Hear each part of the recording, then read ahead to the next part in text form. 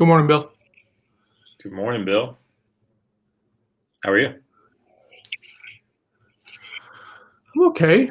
How are you? I'm good. Moving this down. I'm having a good Monday The morning. hair is looking especially awesome and wild today. So that's a thing. I was It's thinking, raining outside. It's like got this huge overhead light on, so it's like I've never really liked the light in here. I just haven't done anything about it. So, but it's raining outside, which is not normal. So it's been raining this whole weekend, honestly. So yeah, the hair is a spectacle for sure. To when I had you on and my weight, and I was like, oh, the hair is coming on strong. yeah, Hey, Gabriel, how's it going, man? Good to see you. there, that's a little better. There you go. Well, you gotta leave room for the hair, you know. Exactly. Yeah. There's some vehicles that just don't have enough headspace. That's Yeah. right. So, That's right. Yeah. So you're oh man. living on the edge because you're tall and your hair is getting tall. Yeah. And I got a long torso, right? Which is a recurring joke in my circles, right? I'm 6'4" and I wear a 32-inch pant. So, yeah, it's a problem. Cool. Well, I'm ready for this week, man. I'm having a good, focused Monday morning. You know how you just feel like really dialed in certain Monday morning? You're like, yeah, it's one of those for me. How do you think? Oh, sorry. I'm trying to make this a little less wonky. How do you do that intentionally? That's a good question. So we're not robots, so I don't know if you can absolutely make yourself that, but I know you can put the right actions in place, the right intentions in place. You can set your intentions for an hour. You can set your intentions for a day. So I think as long as you're doing those things, I think the days that your mind will allow you, you can be at like that super razor sharp focus. Other days, you're just setting yourself up for the best possible version of that, I think. Yeah. I mean, I like how you said that at the beginning of it, that we're robots and not everything goes according to plan. So it's easy to not, right? And it's also easy to beat yourself up when it doesn't go your way. And that's not helpful either, right? I was walking with a buddy last night and we were having a conversation. I was talking about the journaling and some of the stuff that I've noticed, the changes and everything. And he was like, he's like the next level is to be able to look at all that stuff without any judgment, right? Because now I'm like, cool, how was today? That's always my very first question when I'm journaling. How was today? And then I just kind of go, good, could have been better, right? And then I just question after that. But that first question was always the same. And he goes, he was like, try to not make it about was the day good or bad in your perception. Just, okay, how does this day line up in relation to your goals, right? Because with you and me being here and being very goal oriented, it's like that's the thing, right? Our perception of it could be a struggle, but you know as well as I do, man, that sometimes you don't get much done on the task list because other stuff pops up. There's impactful points with your team or projects and stuff like this, and so being able to pivot and say, okay, cool, like this day did not go according to plan, but it was still an impactful day for the following reasons is really important. So that's the kind of thing that I'm trying to work on this week is, man, I'm so judgmental. Like I snap judge everything and trying very hard to be less of that guy. So do you think putting less expectations on your day would make you less snap judgmental? No, I think for me, what would happen is I wouldn't get as much done. Well, it's related to pressure. Like you're always judgmental in a way, right? We're all judgmental and judging, but like the snap judgment stuff to me comes when you're in high pressure situations. So the more you pile on yourself, the more likely you are to, quote unquote, snap. Yeah, I think depending upon what methodology you're following and how you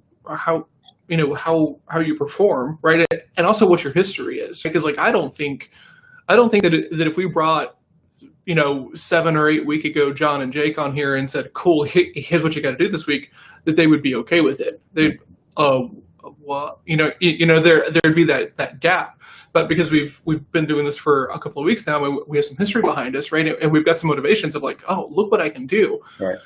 The goal is not to try to plan out your entire week. I know people who do that, right? And that's admirable. I think there's some value to that.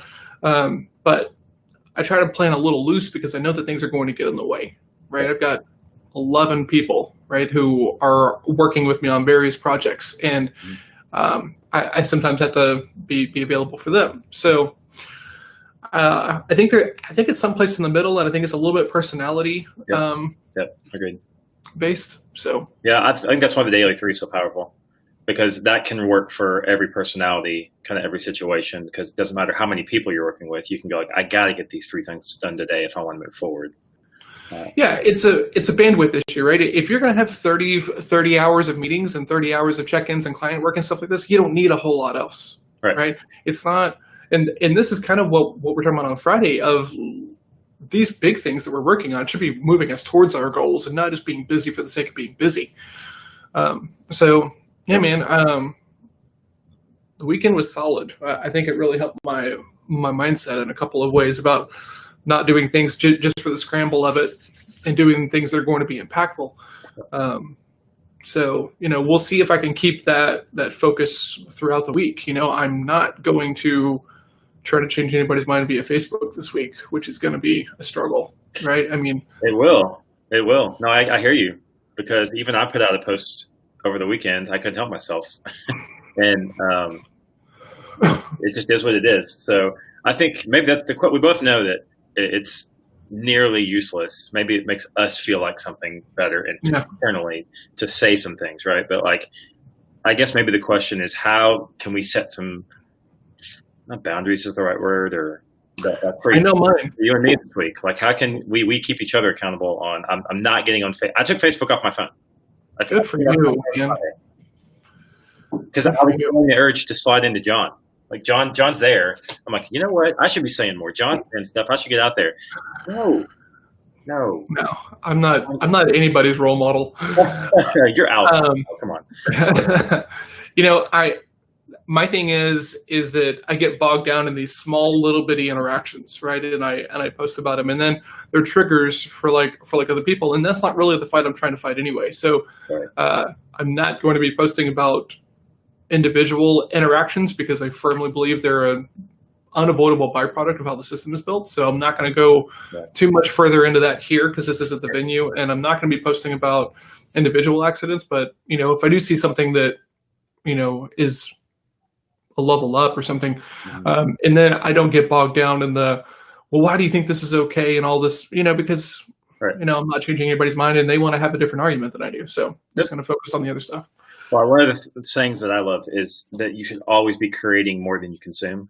And if we think about how much you consume, that would go, holy crap, I got to up my creator game, or I got to reduce my consumption game. So I took all social media off my phone on Friday, and I will only be doing intentional interaction with social media for the next 7 days. And I'm going to create. I've got a call that I'm going to be setting up. Kind of like Gabriel over here. Gabriel said he's having a big roundtable discussion this evening with a bunch of guests on systematic racism issues. So I know he's been doing a lot of content around that on his live stream. But like that to me, that's cool, because he's planning on creating a discussion with boundaries and where people can have a good discussion versus, like you said, kind of just hopping in and hot take. Here's my hot take. Yep. Bye. Yeah. Cool. All right. What's your big 3 today? There you go. My big 3. I've got module 2. So I've got some reshoots on module 2 that are pretty major. So that's one of my big 3 today. Module 1 was pretty easy. I've got the 90-day plan for Quirk that I have hinted at that I'm working on pretty heavy this week. And then I got into Entreport this weekend. I got onboarded officially. And so I'm going to set up my newsletter in there today. So that I'm going to take one campaign at a time over into Entreport. So that's my 3 big ones. I've got some client stuff. I've got a catch up with a friend at 1. Let's see. I think there's one other. Oh, I've got a chiro appointment for my neck. Some follow up. So my day's pretty full. How about you? I have I've got my maker time blocked out for the next couple of hours after this. Then I'm going down to go see a client. That was the plan, Okay. but you know, we could do everything via Zoom if I could do a better job of like setting the expectation, but I don't think that's going to happen. And it's down in Cleburne, so I got to drive for a little while, but that'll be some good audiobook time. Mhm. And then I have a podcast interview after that with a guy who launched a podcast. I was working with him on some internal communication stuff using Disc with him and his account managers. And so he said, "Hey, would you come on the show?" I said, "I would love to." So I'll get to do that. And then this afternoon, I have a call with a client. And today is going to be, because I'm a big believer in getting the big stuff done as early as you possibly can. Yeah. Today is going to be a 4:30 day, everybody. I will be done with work at 4:30. Oh yeah. Come hell or high water, I guess is the thing. So Man. my bill bet for this week is 2 days being done at 4:30, and I've been like nervous about it all weekend because, well, not nervous, but I try to find loopholes, right? Well, on Thursdays when we do the podcast, does that count as working after 4:30? Yes, idiot. It counts after working 4:30. Stop making loopholes for yourself, dork. Yeah. So today is going to be one of them, and I'm going to try to make the other one tomorrow, so that way they're done. Right, when you're doing this kind of big stuff, right, and you've got big goals that make you uncomfortable, do them as early as you can, because stuff is going to get in the way. And that doesn't matter if it's selling, if it's writing content, if it's cold calling, if it's ending your day before you think you're going to be able to. Get it done as soon as possible, because stuff gets in the way. It absolutely does. I've got another quote for our t-shirt company. You ready? Oh, yeah. Courage comes closest from conviction. The closer you are to the conviction you had, the more courage you have. The further away you get from that conviction, your courage wanes, right? Because you forget why you were so convicted by it. Yeah. The closer to conviction, the more the courage. Dude, that's legit. You shouldn't have said it on here, because now some young enterprising buck is going to take that thing and run with it. That's all right. That's all right. Yeah, that's why I agree. I think the sooner you can get after something, the better, because you're like, absolutely, hey, do this. Right. Do the hardest stuff first. Like, well, and not even the hardest stuff, but do the stuff that you're going to struggle with first. Mm-hmm. Because when you say, okay, cool, I'll wait a little bit. I'll do that in a little bit. I'll do that in a little bit. You end up not doing it. Like, you just don't. Like, this is such an important thing. And if you're listening to this, right, hopefully you are, you hear this thing and you're like, oh, no, I don't do that. I was that guy. Yeah. A lot. I've done this so many times. Yeah. It's crazy, right? Like, I spent all of my, I would say, 20s and 30s, like, waiting to be an adult. Oh, eventually I will do these things. And, like, it just doesn't happen, right? You don't find gratitude unless you're, very specific and thoughtful about it. Big stuff doesn't get done unless it's, like, in front of you and on your mind. And if you're waiting to feel, ready to do it, it doesn't happen. You're always waiting. If you're waiting for something to get you to do something, you will stay waiting. Yeah. Yeah. Good point. All right. So what's your big three today? I got this client meeting. I've got the podcast interview. I've got this work with a current client. And then the other thing today that I need to get done is I need to pick this dashboard platform. So talking with a friend of mine, and she's going to help us out getting up some dashboards. And I'm just going to make one public and just say, look, if you're watching this show and you want to know what I'm working on, I'm just going to have like a dashboard that's completely public facing. And that way anybody can go look and check on my numbers to like see if I'm moving in the right direction. I think that would be an interesting experiment and hold me accountable in a way that makes me uncomfortable. So I like it. Yeah.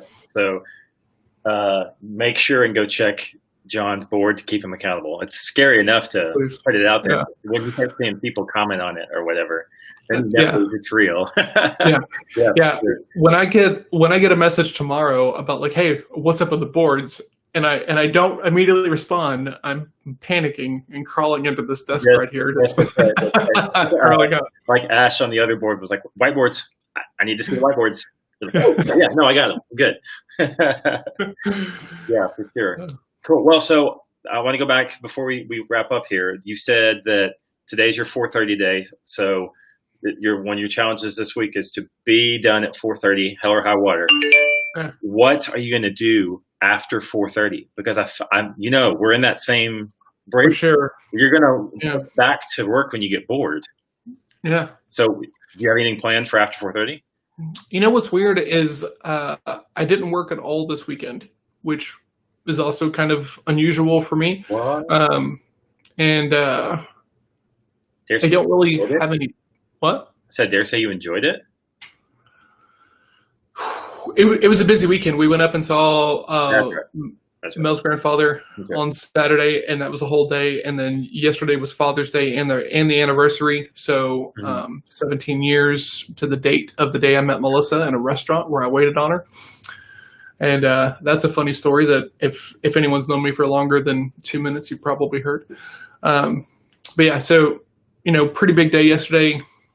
Went on a nice long walk. I don't really have anything planned for later on this afternoon. I think it's just going to be Alice time. Like, hey, let's just hang out and, maybe work on some paper airplane ideas because she launched a paper airplane business a couple of weeks ago. But yeah, normally I'm very aware of like, oh man, okay, so at 4:30 I need to make sure that I have something else planned. And maybe that starts with a walk. And so then after that, I can make sure that I'm like out of the working headspace. But, we'll see how it goes. That's good. Cool. Well, sounds like it's going to be a good Monday, an early one. So. It's as good as I can make it. Very cool. All right, man. Well, I'm going to text you at 4:31. I can't wait to see what goes on. I could probably pick you up like 6:15. But like, did you make it? Are you still working? Or did you go back to work? That's right there, right? You can nail 4:30 to 6:30. It's like 7:30. Yeah, it's gonna be hard ending my day that early and having such a big gap between work and dinner. With I'll probably end up doing some reading whenever Alice inevitably gets bored with me. Yeah, we'll go from there. Know the feeling. Yeah. Cool. Well, all right, man. Enjoy your day.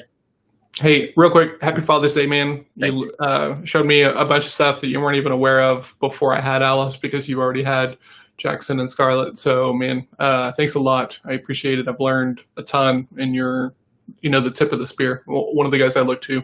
So, thank you. Thanks a bunch, man. Happy Father's Day to you, too. And I'm super proud of what you've been doing with Alice. And like I said, when we first met, you were not even sure about kids. And then it was like, yeah, I'm doing this thing. So, yeah, awesome. Absolutely. Thanks, dude. Thank you. Yep. You're welcome. All right, we'll see you tomorrow. See you in the morning. All right, bye.